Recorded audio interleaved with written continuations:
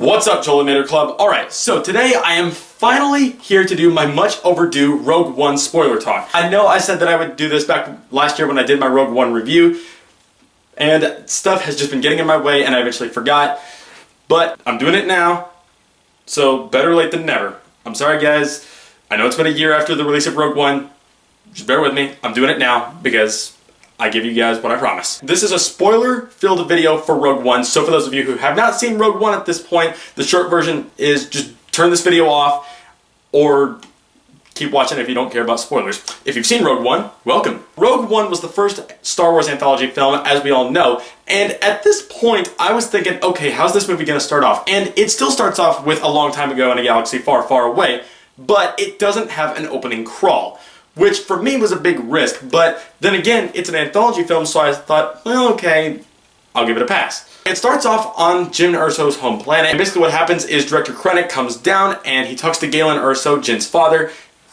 and he's talking about, okay, there's something going on with the Empire, we need you back, and he doesn't want to come back, and so of course all sorts of stuff starts happening. He tells the family that he'll be under the protection of the Empire, but Jyn Erso is actually hiding. Sure enough, someone finds her from, I believe, the Rebellion, I could be wrong, and that is where this movie kicks into high gear. The next character we're introduced is Rebel Intelligence Officer Cassian Andor, and we see him talking to this guy about the Death Star and what's gonna happen, what's going on with the Empire and all that kind of stuff. And then eventually we get this scene with Jyn Erso in this vehicle with the stormtroopers. And what happens is the new Rebellion droid K2SO comes and saves her and takes her back to the Rebel base. When it gets to each planet, it shows their name, and when it got to Yavin 4, I was like, yeah, cool. Jyn is introduced to other members of the Rebellion. She's already met Cassian and K2SO, but this time she is introduced to Mon Mothma and Bail Organa, who, by the way, is played by the same guy who played Bail Organa in the prequels, so that was pretty cool. She basically explains who she is and why she hasn't seen her father in a while, and then eventually she goes off on this mission with Cassian and K2SO. Now, before I continue, I should mention that there are a couple of CGI characters, the main one being Grand Moff Tarkin, played by Peter Cushing. Of course, Peter Cushing is long dead now, but the CGI on him is just great. There's another CGI character, I'll talk about that one in a second. So now we come to the mission that Cassian, Jyn, and K2SO are on at this point. They're on this new planet. And here's the thing, K2SO was originally an Imperial droid programmed to join the Rebellion. Anyway, they're on this planet and they're facing these stormtroopers, and they come across Chirrut Imwe and Bez Malbus, who are the Guardians of the Whills. In this scene, everybody gets their moment to shine, and Chirrut is no exception. Chirrut is actually my favorite character in this movie. Let me know who your favorite is in the comments below.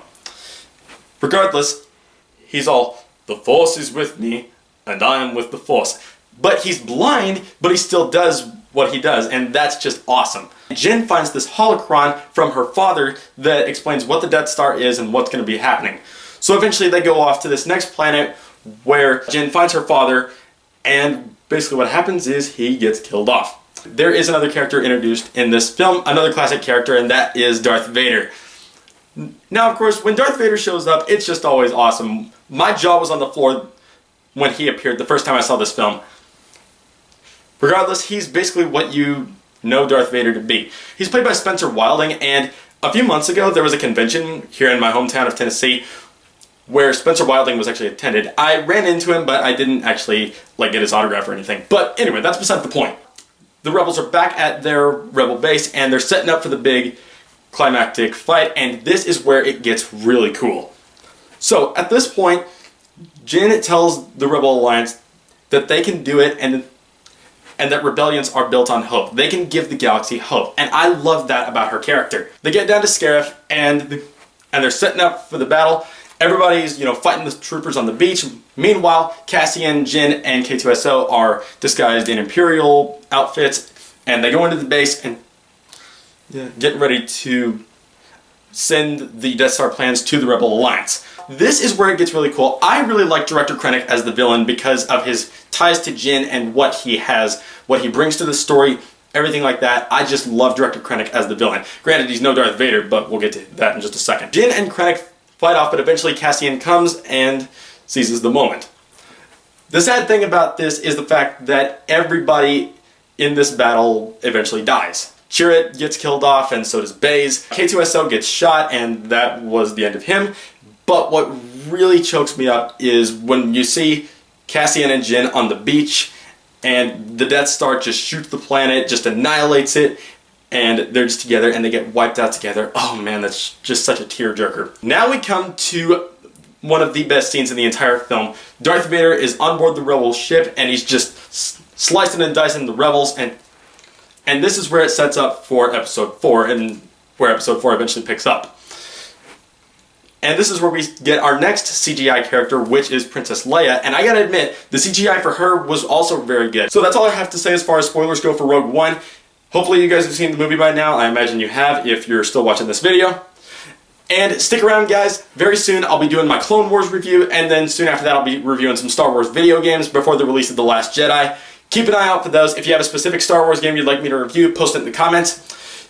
As always, guys, thank you all so much for watching. You guys are the best. And if you like this, like, comment, favorite, hit that subscribe button, and join the Jolinator Club. Just boom!